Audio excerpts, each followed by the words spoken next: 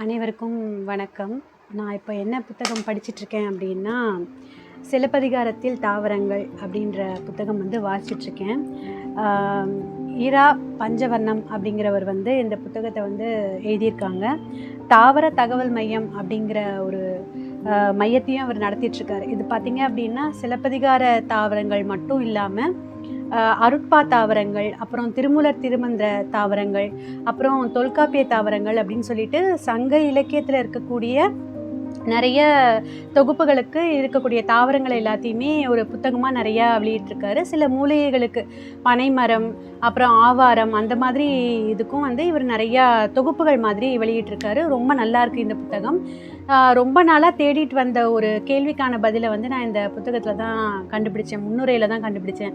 என்ன அப்படின்னா, இப்போ நம்ம பயன்பாட்டில் இருக்கக்கூடிய சிறுதானியங்களாக இருக்கட்டும், இல்லை பாரம்பரிய அரிசி வகைகள், இல்லை செடி கொடி, இந்த மாதிரி என்ன இருந்தாலுமே அதுக்கான மூல பெயர் முதல்ல ஆதி நிலையில் இருந்தபோது அது எப்படி மூல பெயரை எப்படி கூப்பிட்ருப்பாங்க, எப்படி அழைச்சிருப்பாங்க.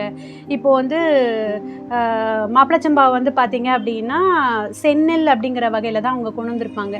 அதே மாதிரி சிறுதானியங்களை பார்த்திங்கன்னா கேழ்வரகு, வரகு, பனிவரகு, இந்த வகையான சிறுதானியங்களை வரகு அப்படிங்கிற இதில் கொண்டு வந்திருப்பாங்க. இந்த பெயர் மாற்ற காரணங்கள்லாம் எங்கேருந்து வந்துச்சு, எப்படி உருவாக்கியிருக்காங்க அப்படின்னு சொல்லி ரொம்ப நாளாக ஒரு தேடுதல் இருந்துகிட்டே இருந்தது. இந்த பெயர் குறியீடுக்கான தேடுதல் இருந்துகிட்டே இருந்தது. அதை இந்த புத்தகத்தில் அழகாக முன்னுரையில் கொடுத்துருக்காங்க. என்ன அப்படின்னா, நான் அதை அப்படியே படிக்கிறேன் பாருங்கள். ஓலைச்சுவடிகளிலும் புத்தகங்களிலும் உள்ள தகவல் குறிப்புகளை அழியாமல் புதுப்பிக்கும் பணியில் முடிவு பெறாத நிலையில் உள்ளோம் அப்படிங்கிறாரு. அதாவது ஓலைச்சுவடியிலிருந்து இப்போது நிறையா மூலிகைகளையும் இன்னும் அது சிவராமன் சார் சொல்லி நான் கேட்டிருக்கேன். நிறைய மூலிகைகளை நம்ம இன்னும் மீட்டுருவாக்கம் செய்யலை. ஓலைச்சுவடியிலேருந்து அதோடைய பயன்களையும் அது எப்படி பயன்படுத்துறது அப்படிங்கிறத அந்த விதிமுறைகளையும் நம்ம இன்னும் ஓலைச்சுவடிகள்லேருந்து நம்ம கொண்டு வரல அப்படின்னு சொல்லி சொல்கிறாரு. அதில் நம்மளுக்கான முக்கிய விஷயம் என்ன இதில் அப்படின்னு சொல்லி பார்க்குறோம் அப்படின்னா, இலக்கிய அறிவும் மருத்துவ அறிவும் தாவரவியல் அறிவும் ஒன்று சேராமல் வழக்கத்தில் உள்ள தமிழ் பெயரை அறிவியல் பெயராக அடையாளம் காட்டியது. அவரவரது கால அனுபவ அறிவை அடிப்படையாக கொண்டு அகராதி தொகுத்து வெளியிட்டது. இப்போ ஒவ்வொருத்தருக்கும் ஒவ்வொரு விதமான அறிவு நிலைப்படியில் இருந்திருப்பாங்க. எல்லாருமே இந்த மாதிரி புத்தகங்கள் போடும்போது எது உண்மையான கருத்து அப்படிங்கிறது ஒரு தெளிதல் இல்லாமல் இருக்குது அப்படிங்கிறத இதை சொல்கிறாரு. இலக்கியம், மருத்துவம், தாவரவியல், இந்த 3 துறைகளை சார்ந்தவங்களும் ஒன்று சேர்ந்து ஒரு அகராதியை எழுதியிருக்கணும் அப்படிங்கிறது தான் இவரை உறுதியிட்டு சொல்கிறது இதுதான். சித்த மருத்துவத்தில் குறிப்பிடப்படும் பெயர்கள் பேச்சு வழக்கில் காலப்போக்கில் மருவி சிதைக்கப்பட்டன. தாவரங்களுக்கான தமிழ் பெயர்களை 18, 19ஆம் நூற்றாண்டுகளில் தொகுத்து வழங்கியதில் பெயர்களை தமிழ் தெரியாதவர்கள் தமிழ் சொற்களை ஆங்கில சொற்களாக ஆங்கிலத்திலேயே எழுதி பழகி கொண்டது நம்ம சின்ன வயசில் பண்ணியிருந்திருப்போம். அதாவது நம்மளுக்கு தமிழ் மீடியம் ஸ்டூடெண்ட்ஸுக்கு தெரிஞ்சிருக்கும். இங்கிலீஷ் படிக்கிறோம் அப்படின்னா அந்த இங்கிலீஷ்க்கு மேலே இருக்க அர்த்தத்தை தமிழில் எழுதி பழகுவாங்க. இதே தவிர தான் ஒரு தாவரங்களை தொகுக்கும் போதும் செஞ்சுருக்காங்க. இப்போ ஆங்கிலேயர் படையெடுப்பு உள்ள லத்தீன் மொழி பெயர்களை ஆங்கில தாவரவியல் பெயராக்கும் பணியில் ஈடுபட்டவர்கள் அவரவர் காலத்தில் வழங்கிய வேறு ஏற்றுக்கொள்ளாத பெயர்களை சூட்டியது அப்படின்னு சொல்லி இந்த மாதிரி ஒரு காரணிகளை அவர் முன் வச்சிருக்காரு. இப்படி தான் மாற்றம் பெற்றிருக்கு. தாவரங்களோட பெயர்கள் இப்படி தான் மாற்றம் பெற்றிருக்கு. புத்தகம் ரொம்ப சுவாரஸ்யமாக போயிட்டுருக்கு. புத்தகத்தை பற்றி மட்டும் நம்ம சொல்லணும் அப்படின்னா, ஆசிரியர் பஞ்சவர்ணம் அவர்கள் ஒரு 2 ஆண்டு காலம் முன்னாடி தான் இறந்து போனார். அவர் இருந்த வரைக்கும் நிறைய ஆராய்ச்சி தகவல்களை புத்தகங்களாக வெளியிட்டிருக்காரு. அவருடைய பஞ்சவர்ணம்ன்ற பதிப்பகம் பேர்லேயே நம்மளுக்கு அந்த புத்தகங்கள்லாம் நம்மளுக்கு கிடைக்கிது. நீங்கள் முடிஞ்சால் வாங்கி படிங்க. தயவு செஞ்சு என்கிட்ட கேட்டுறாதீங்க, ஏன்னா நான் யாருக்கும் இந்த புத்தகங்கள்லாம் தரதா இல்லை. ஸோ எப்படி இதை அறிஞ்சிருக்கேன், எப்படி பார்த்துருக்கேன் அப்படின்னு சொல்லி பார்க்கும்போது, கரும்பு நிறைய பேர் சொல்லுவாங்க, கரும்பு நம்மளுடைய பாரம்பரிய இதில் வராது, தாவர வகையில் வகைப்பாட்டில் வராது அப்படின்னு சொல்லுவாங்க. ஆமாம், கண்டிப்பாக அது நம்மளுடைய இது கிடையாது. தென்கிழக்கு ஆசியா பசிபிக் தீவுகள்லேருந்து மட்டும்தான் நம்மளுக்கு அது வந்திருக்கு. ஸோ இது பார்க்கும்போது எல்லாமே அயல் தாவரங்களை எல்லாமே நம்ம ஒதுக்கணுமா அப்படின்னு சொல்லி ஒரு கருத்து நிலவிக்கிட்டே இருக்குது. வெறும் எத்தனை தாவரங்கள் வகைப்பாட்டில் பிரிச்சிருக்காங்க அயல் தாவரங்களை, இயல் தாவரங்கள். முதல்ல தாவர வகைப்பாட்டிலேயே வந்து 2 வகையாக பிரிக்கிறாங்க. ஒன்று வந்து அயல் தாவரங்கள், இன்னொன்று இயல் தாவரங்கள். இயல் தாவரங்கள்னா நம்ம நாட்டுக்கே நம்மளோட கிளைமேட்டுக்கு அந்த நம்மளுடைய திணைகளுக்கு தகுந்த மாதிரி உருவாகிற தாவரங்கள் எல்லாமே இயல் தாவரங்கள்.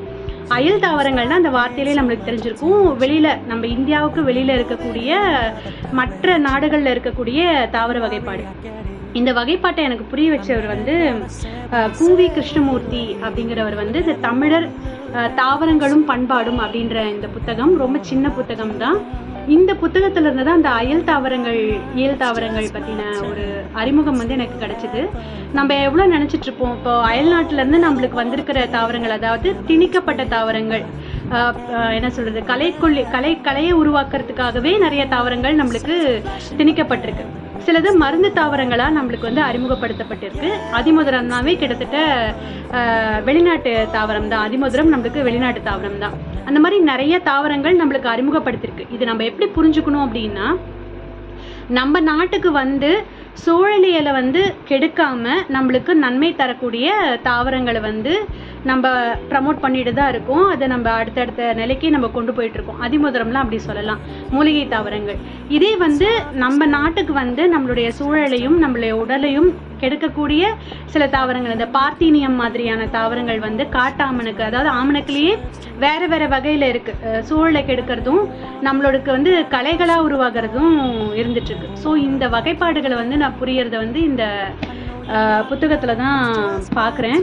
இந்த 3 புத்தகங்களை நான் ஒன்றா பார்க்குறேன். ஒன்று வந்து சிலப்பதிகார தாவரங்களில் இருக்கக்கூடிய தாவரங்களை பற்றின ஒரு அறிமுகம், அப்புறம் வந்து தமிழர் தாவரங்களும் பண்பாடும் அப்படின்ற இந்த புத்தகம், இன்னொன்று வந்து தமிழர் உணவுன்னு சொல்லிட்டு நமச்சிவாயம் ஐயா எழுதினது. இந்த 3ஐயுமே ஒரு ஆராய்ச்சிக்கு நான் பார்த்து தெரிஞ்சுக்கிட்ட போது நிறைய விளக்கங்கள் எனக்கு புரிஞ்சுது. எப்படி வந்து பெயர் வச்சிருப்பாங்க, ஒரு தாவரத்துக்கு எப்படி பெயர் வச்சிருப்பாங்க, எப்படி மாற்றி அமைச்சிருப்பாங்க, அந்த தாவரங்களை வந்து சூழியல் சார்ந்து எப்படி மாற்றி அமைச்சிருப்பாங்கன்ற ஒரு பல தெளிதல் வந்து இந்த ஆராய்ச்சியில் எனக்கு கிடைச்சிது. நம்ம என்ன நினச்சிட்டு இருக்கோம்னா, ஒரு ஃபேக்ட்ரி அப்படின்னா இப்போ தானே ஃபேக்ட்ரி பற்றி பேசுகிறோம். ஆனால் ஆலை தொழிலெலாம் எப்போ நடந்திருக்கு அப்படின்னா ரொம்ப ரொம்ப காலம் முன்னாடியே கரும்பாலையெல்லாம் இருந்திருக்கு. அது சிலப்பதிகாரத்தில் ஒரு பாடலாகவே நம்மளுக்கு வந்திருக்கு. சிலப்பதிகாரத்தில் ஒரு பகுதி, அதில் வந்து கரும்பை பற்றின தகவல் வருது. நம்ம வந்து கரும்பு ஆலைகள் வந்து இப்போ தானே நம்ம பார்க்குறதா நினச்சிட்ருக்கோம். ஆனால் சிலப்பதிகாரத்திலே கரும்பு ஆலைகளை பற்றின தகவல்கள் வந்து நம்மளுக்கு இருக்குது.